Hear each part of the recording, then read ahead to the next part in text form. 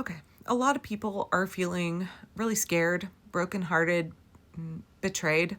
A lot of people are full of rage over the decision by Senate Democrats to throw us all under the bus, to give away every demand, completely capitulate, and reopen the government without getting anything that we needed. It's not just me saying that. Let me show you what Bernie said this evening. Tonight, 8 Democrats voted with the Republicans to allow them to go forward on this continuing resolution. And to my mind, this was a very, very bad vote. What it does, first of all, is it raises healthcare premiums for over 20 million Americans by doubling, and in some cases tripling or quadrupling. People can't afford that when we are already paying the highest prices in the world for healthcare. Number two, it paves the way for 15 million people to be thrown off of Medicaid and the Affordable Care Act. Studies show that will mean that some 50,000 Americans will die every year unnecessarily. And all of that was done to give $1 trillion in tax breaks to the 1%. As everybody knows, just on Tuesday, we had an election all over this country. And what the election showed is that the American people want us to stand up to Trumpism, to his war against working class people, to his authoritarianism. That is what the American people wanted. But tonight, that is not what happened. So we've got to go forward, do the best that we can to try to protect working class people, to make sure that the United States not only does not throw people off of health care, but ends the absurdity of being the only major country on earth that doesn't guarantee health care to all people. We got a lot of work to do. But to be honest with you, tonight was not a good night. Thank you. Yeah, okay, so Bernie is taking kind of the same bent that I want to take here, which is I don't want to minimize how bad this was. This was real bad. This was an absolute betrayal, and if you are feeling enraged, if you are feeling scared, if you are heartbroken, your feelings are entirely valid. A lot of people are going to lose their ability to be able to pay for health insurance. A lot of people, I've had several people in my comments today saying that they are not going to be able to afford their premiums and they will now be going without health insurance because of this. People are going to go bankrupt. People are going to go without health insurance. People are going to die because of this decision today by the Democrats. So let's not try to make this less consequential than it is. This was a move that the Democrats made in order to appease their corporate and foreign interest. But I just want to take a second here and piggyback a little bit on what Bernie said. And y'all know that I'm not like a huge Bernie fan. I'm very happy to criticize him in many different ways. So please don't think that that is my motivation here. But I do try to look at things through a permaculture lens, and I try to see everything that we go through as an opportunity, right?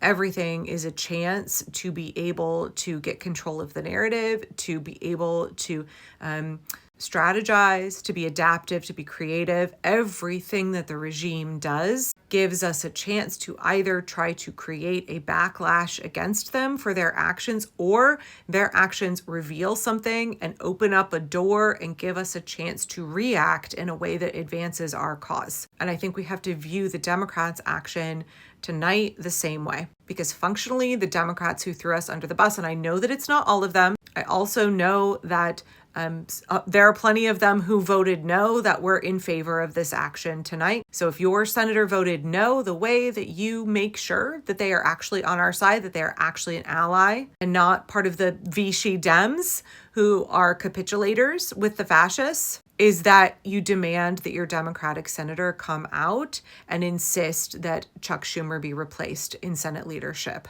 You also can demand that they withhold unanimous consent. But I think right away, we're going to see who actually is on our side by seeing who calls for Chuck Schumer to resign in the wake of this.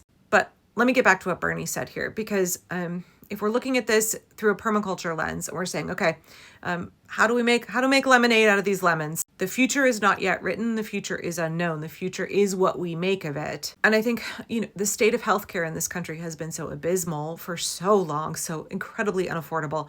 A for-profit healthcare system is just fucking over everybody. So many people die every year, not by the sword, but by the pencil pusher, right? It is the denial of healthcare that is just crippling all of us as our expenses are just so egregious.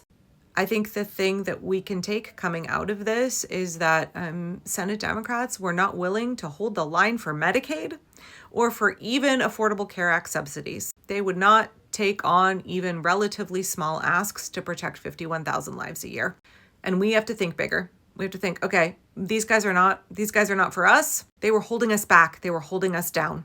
They were asking us to settle for so much less than we deserve so that they could pander to Walmart and the airlines and APAC so that they could keep the billionaires happy. They demanded that we settle for so much less. And we don't have to do that anymore. I think we can look to New York. We can look to Zoran Mamdani. And we could ask, my kid said this, and a bunch of people in my comments on my earlier videos said, are you sure they didn't do this to punish all of us for a Democratic Socialist winning in New York against the establishment corporate Democrat? They don't like the way that that's looking, so they're trying to punish us now. I'm not sure that that's their motivation, but I do think we can see what they are. We don't have to have rose-colored glasses, right? We don't have to view it as our options are literal fascists who are also run by the oligarchy, or controlled opposition also run by the oligarchy. We actually can look to somebody like Zoran. And there are a number of other House Democrats especially who are that progressive, who are not beholden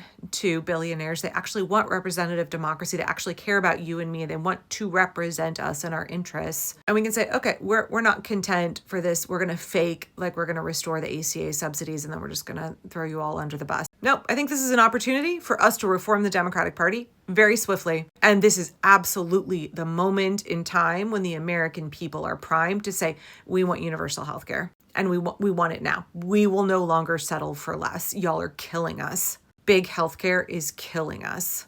Elected officials who work for the billionaires instead of us and are telling us to accept something so much less than what we deserve and could have. Notice there are no countries that have switched to universal healthcare that have been like, wait, private for-profit healthcare. We want to go back to that because that was way better. No. So I think this is a chance for us to dream bigger, to organize more effectively, and to no longer let these folks be the lead weight around our necks. Actually, I think I got a better meme than that. Hang on. Yeah, this is what we've been settling for right now. And I think we get a chance to realize here that Democratic leadership has been holding us back, making it more difficult for us to fight against the fascists, to fight against the Trump regime. So I know that things seem really difficult, but I just want everybody to remember that the future is not yet written. It's really good, I think, to have your eyes open to the reality of a situation. And I think for a lot of people, this was an eye-opener tonight. This gives us a chance to plan more effectively. Think about how to organize in a way where we are accepting the reality that we are kind of fighting a war on two fronts, a war against the fascists and then against those who are not actually our allies in fighting fascism and have their own interest, which are conflicting with our interests, which is restoring our liberty, protecting our constitutional rights, stabilizing our government, and giving us a good quality of life, giving us the option to actually have life, liberty, and the pursuit of happiness. I think I want to talk about this more in the coming days.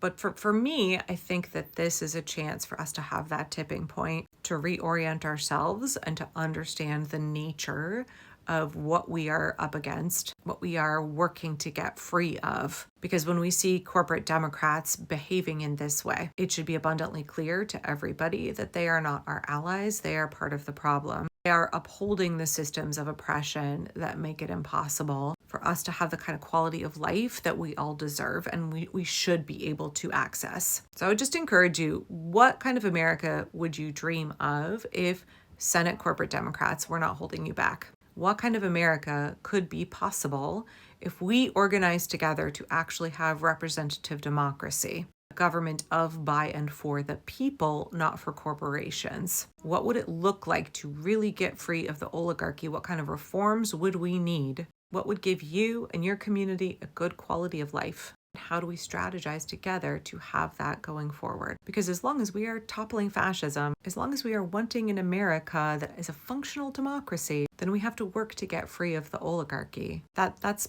part and parcel, y'all. That's the whole package. And I think Democrats tonight just highlighted that reality for us. What do we do from here?